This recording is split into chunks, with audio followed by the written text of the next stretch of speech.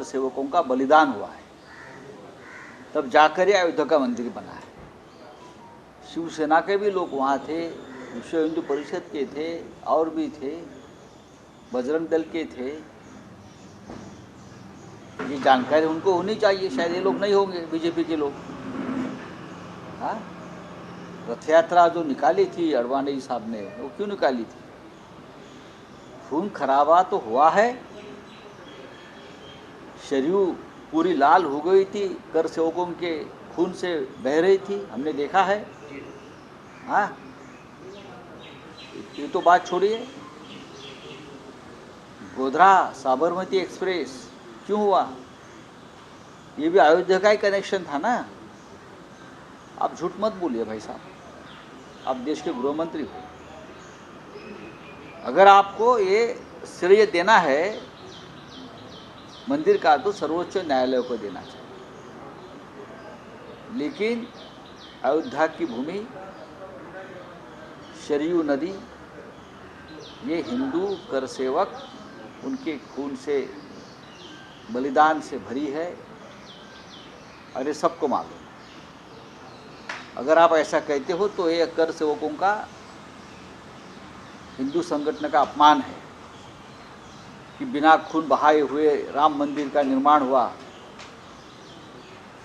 ये सभी कर सेवक, जिसने बलिदान दिया है, सैकड़ों कर सेवक, ज्ञात अज्ञात, ये उनका अपमान है।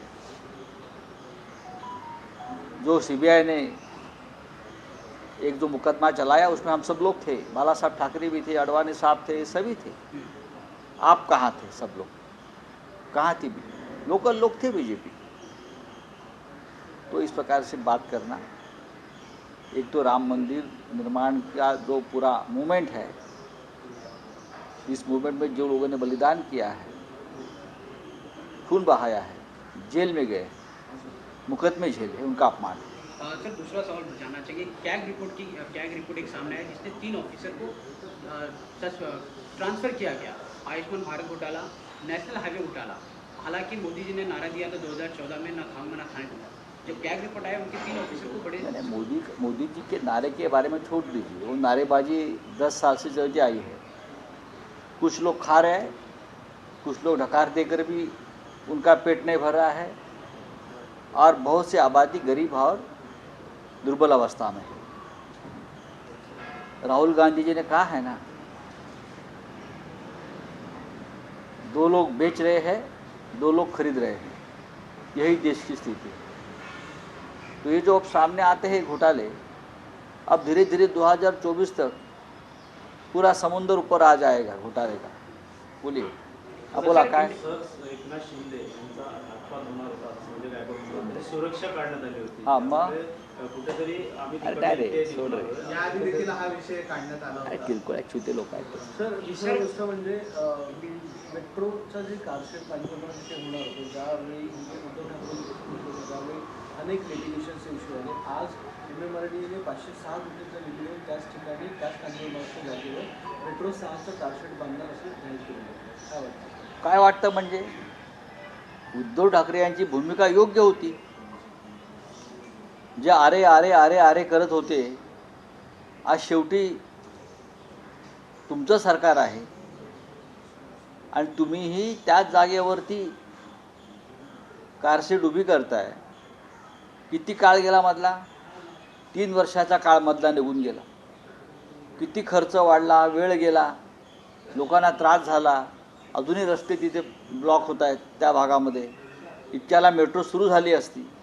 पण विरोधासाठी विरोध, हे भारतीय जनता पक्षाचे धोरण आहे. देवेंद्र फडणवीस यांनी हा प्रतिष्ठेचा प्रश्न केला होता, नाही होऊ देणार म्हणा. कसं होतंय ते पाहतो मी. कायदेशीर अडचणी निर्माण केल्या. वारंवार आदित्य ठाकरे, उद्धव ठाकरे यांना समजून सांगत होते, विरोध करू नका. हा मुंबईतल्या जनतेच्या विकासाचा आणि सुविधांचा प्रश्न. शेकडो वारेतली जंगलं, झाडं तोडून आपण पर्यावरणाचा नाश केला, लोकांवर खटले दाखल केलेत विरोध करणार, आणि शेवटी परत आलात कुठे ते तिथेच. हे यांचं राजकारण, हे यांचं धोरण आहे. सर, इंडियन एअरलाइंस की बात सर इंडिया अलायंस की बात करते हैं, 5 राज्यों के चुनाव की घोषणा हुई, सीट शेयरिंग को लेकर क्या फॉर्मूला सर? हालांकि बात ऐसे है, विधानसभा का चुनाव है। जी हाँ सर। इंडिया अलायंस की जो गठबंधन हुआ है वो खास करके 2024 के लोकसभा के लिए हुआ है। बहुत से राज्यों में विधानसभा लोकल लेवल पर लड़ी जाती है, तो वहाँ की लोकल जो स्थिति है उसका ऊपर सीट शेयरिंग हो जाएगा। लोकसभा सीट शेयरिंग को लेकर कि हालांकि कुछ दिनों बाद ही सर, हालांकि इसको डेट हम इंडिया अलायंस में चर्चा होती है लोकसभा चुनाव की और उसके ऊपर हम सीमित रखेंगे। अब राजस्थान में, मध्य प्रदेश में, तेलंगाना में, हाँ, या छत्तीसगढ़ में, यहाँ तो कांग्रेस है। बड़ी बात, बड़ी पार्टी कांग्रेस है, तो कांग्रेस तय करेगी किसको साथ लेना है, किसको साथ नहीं लेना है। सर अलायंस हालांकि आप लोगों ने लोकसभा चुनाव के लिए किया है, कितने अनुमान बता सकते हैं कितनी सीटें? हालांकि बीजेपी दावा करती 300, आप लोग कितना दावा करते हैं? क्या लोकसभा में? हाँ। लोकसभा में बीजेपी सरकार नहीं बनेगी 2024 में। दावा की क्या बात है, दावा छोड़ दीजिए। मोदी जी प्रधानमंत्री नहीं रहेंगे, मैं इतना दावे के साथ कह सकता हूँ। 2024 में बीजेपी की सरकार केंद्र में नहीं रहेगी। सर अमित शहांच्या बाबतीत त्यांनी ज्या प्रकारे वक्तव्य केलं की बघा पंतप्रधान नरेंद्र मोदी यांच्या उपस्थितीमध्ये अनेक प्रश्न हे विदाऊट रक्तपात झाले केलेले आहेत, काय वाटतं? मणिपूरला काय चाललंय? गृहमंत्री सांगतायत की रक्ताचा एक थेंब न सांडता आम्ही राम मंदिर बांधलं। प्रधानमंत्र्यांच्या या काळामध्ये रक्तपात न होता आम्ही प्रश्न सोडवत आहोत। गृहमंत्र्यांकडे, देशाच्या गृहमंत्र्यांकडे इतकी अपूर्ण माहिती असावी हे दुर्दैव आहे। आजही काश्मीरमध्ये हत्या होत आहेत, आजही काश्मीरी पंडितांची घर वापसी झाली नाही, आजही सैनिकांना तिकडे बलिदान द्यावं लागतं आहे। ते काय रक्त नसून का पाणी आहे का झेलमचं? मणिपूरमध्ये आजही रक्तपात सुरू आहे, गृहमंत्री रोखू शकलेले नाहीत। हा काय प्रकार आहे? आता प्रश्न राहिला अयोध्येचा, राम मंदिराचा, की अयोध्येच्या संदर्भात त्यांचं असं वक्तव्य आहे की रक्ताचा एक थेंब न सांडता आम्ही राम मंदिर उभं करत आहोत असं सांगणं हा 2 करसेवांमध्ये शेकडो करसेवकांनी जे बलिदान दिलं, रक्त सांडलं, मृत्यूला कवटाळलं, हा त्यांचा अपमान आहे। शेकडो करसेवकांनी राम मंदिरासाठी बलिदान दिलेलं आहे, आम्ही डोळ्यांनी पाहिलेलं आहे। तुरुंगात गेले, गोळ्या झाल्या, शरयू नदी रक्तानं करसेवकांच्या लाल झाली होती, तिथे पाणी नव्हतं तर रक्त वाहत होतं, आम्ही डोळ्याने पाहिलेलं, आम्ही तिथे उपस्थित होतो सगळे। आणि तुम्ही म्हणता रक्ताचे एक थेंब ना सांडता राम मंदिर मिळालं। तुम्ही नसाल त्या लढाईमध्ये, कदाचित तुम्ही नसाल, आजचे राज्यकर्ते नसतील, पण त्या शिवसेना, बजरंग दल, विश्व हिंदू परिषद असे प्रमुख हिंदुत्ववादी लोक होते आणि अनेक कोणत्याही राजकारणाशी संबंधित नसलेले कार्यकर्ते तिकडे मोठ्या संख्येने आले होते। गोधराकांड काय होतं? गोधराकांडाचा संबंध सुद्धा अयोध्येशी जोडला जातोय ना, मग ते बलिदान नाही का? साबरमती एक्सप्रेस हे जे कांड झालं हे सुद्धा अयोध्येशी संदर्भातच कांड होतं, तेही तुम्ही विसरलात सत्तेवर आल्यावर। अमित शहा यांनी ज्या प्रकारचं विधान केलेलं आहे हे शेकडो हजारो करसेवकांच्या बलिदानाचा अपमान करणारं हे विधान आहे। शिवसैनिकांचे मृत्यू झाले तिथे, उंटावर चढलेले कोठारे बंधू शिवसैनिक होते, हे का लपून राहिले? असंख्य लोक तुरुंगात गेले, अनेकांना खटल्यांना सामोरं जावं लागलं, हे काय बलिदान नाही? आणि तुम्ही आत्ता सांगताय की हे त्याचं श्रेय तुम्ही नरेंद्र मोदींना देता।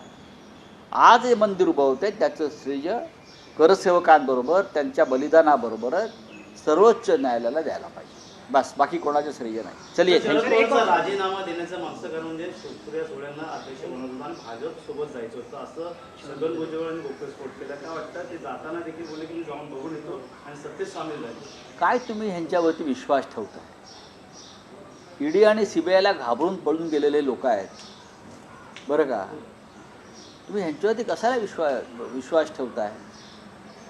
शरद पवार असतील, उद्धव ठाकरे असतील, यांच्या पाठीत ज्याने खंजीर को बसला आणि पळून गेले भाजपच्या तंबूत आणि गोटात, हे सगळे डरपोक नंबर 1। भविष्यात कोणीतरी सिनेमा काढला पाहिजे, डरपोक नंबर 1। या डरपोक नंबर 1 मध्ये सगळे विलन आहेत या चित्रपटाच्या पडद्यावर। काही नाही, यांचं ऐकू नका तुम्ही। हे महाराष्ट्राला गुमराह करण्याचा प्रयत्न करतात. मला माहिती आहेत, मला पडद्यामागच्या सगळ्या घडामोडी माहिती आहेत. काय झालं, काय घडलं, काय घडणार आहे आणि उद्या काय घडणार आहे. चला. सर इसी पे हिंदी में सवाल जानना चाहिए. छगन भुजबल एक बयान अरे छगन भुजबल के ऊपर क्यों विश्वास रखते हो आप?